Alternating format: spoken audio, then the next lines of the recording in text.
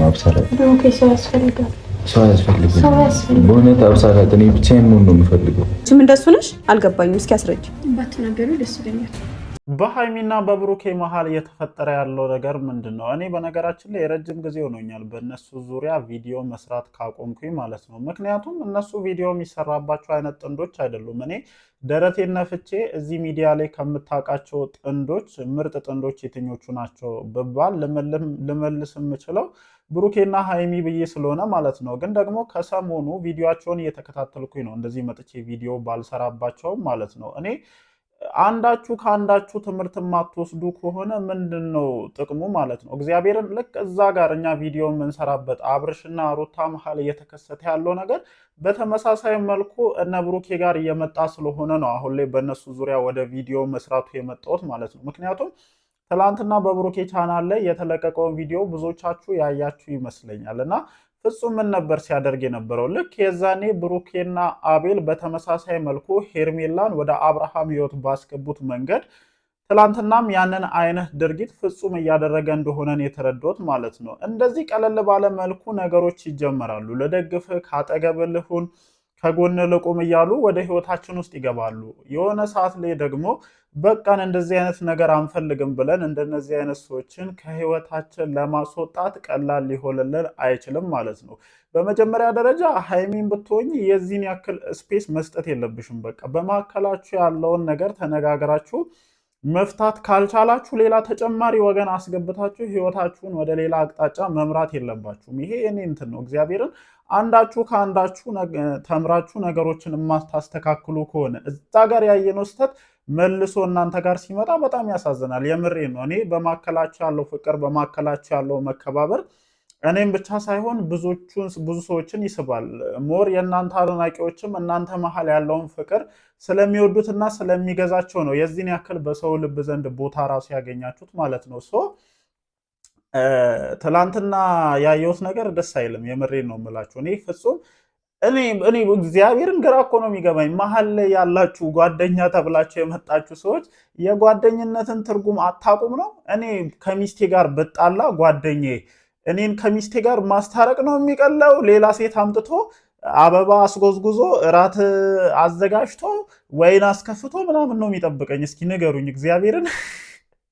እኔ የጓደኝነት ትርጉም የተቀየረ ከሆነ አላውቅም ነው። በእነዚህ ሰዎች ህይወት ደስተኞች አይደላችሁም። በቃ እኔ ምንም አይነት ጓደኛ ላይ ያስፈልገኝ ነው ማለት እኮ ነው። በእንደዚህ አይነት ሁኔታ የምቀጥል ከሆነ ምን ያደርግልኛል ታዲያ? እኔ ከሚስቴ ከትዳሬ ከፍቅረኛ ስጣላ ሁለታችንንም ተቆጥቶ አንተም ልክ አይደለህም አንቺም ልክ አይደለሽም ነገሮችን አስተካክሉ ብሎ መክሮ እኛን እንደማስታረቅ አሁን ሃይሚና ብሩክ የሚገናኙበትን አጋጣሚ ልክ በዚህ መልኩ ብትፈጥር ጥሩ ነበረ። ግን አንተ እኔ አሁን ምን ልበል፣ ብዙ መስመር አስቶ የሚያወጡ ንግግሮች ሊኖሩ ይችላሉና ደስ አይልም።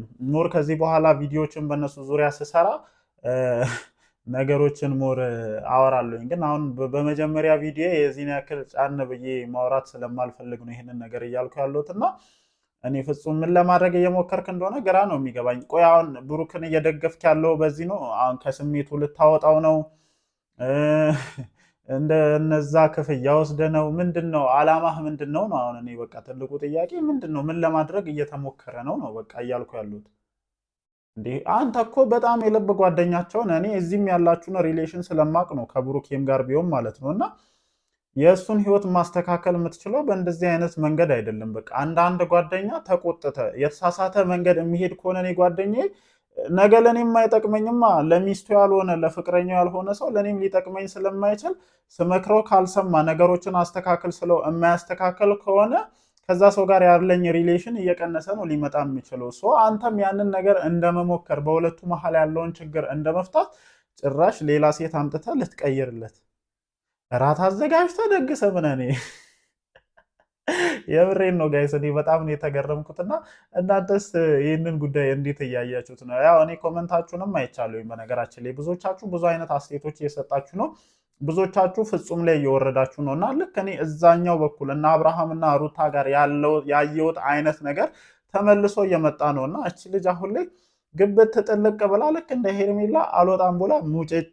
የዛኔ ሃይሚም ነገሮችን አስተካክላለሁ ችግሮችን እፈታለሁ ስትል አይፈቱም። አሁን ለምሳሌ ትላንትና ምን ስታደርግ ነበረ?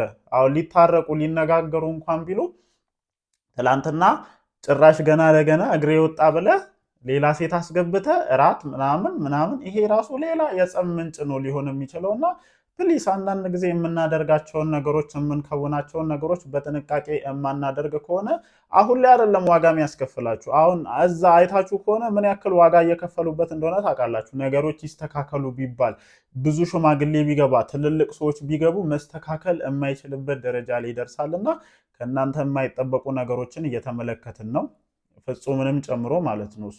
ማስተካከል ባለባችሁ መንገድ ነገሮችን አስተካክሉ። በቃ ምንም ልደግፍ ምንም ላጽናናህ ምናምን የሚባል ነገር እኛ አታጽናኑን። ወንዶች እንደውም ያጽናናንን ሰው አንፈልግም። ጭንቅላታችን ሌላ ነገር ነው የሚያስበው። እረፉ። ስታጽናኑ ሌላ ነገር ነው የሚያስበውና እረፉ። በቃ ማጽናናት ምናምን አያስፈልገውም። ይሄ ልጅ ማዘን ካለበት ይዘን፣ መበሳጨት ካለበት ይበሳጭ። ሲጨርስ ተመልሶ ወደ ሀይሚ ይምጣ ነው ማለት የምፈልገው ማለት ነው። ጋይስ እናንተስ ምን ትላላችሁ? እስኪ ሀሳባችሁን አስፍሩልኝ። ከዚህ በኋላ በአይኔ ስር ናችሁ። የምሬ ነው የምላችሁ። በቃ ከዚህ በኋላ አለውኝ ማለት ነው። ለማንኛውም ይህንን ቻናልም ላይክ፣ ሼር፣ ሰብስክራይብ ማድረጋችሁን አትርሱ። አዲስ ቻናል ነው፣ ሰብስክራይብ አድርጉ። እንደተለመደው ሁሌ በእንደዚህ አይነት ኮንተንት እንመጣለን ማለት ነው። ወዳችኋለሁ። ይመቻችሁ።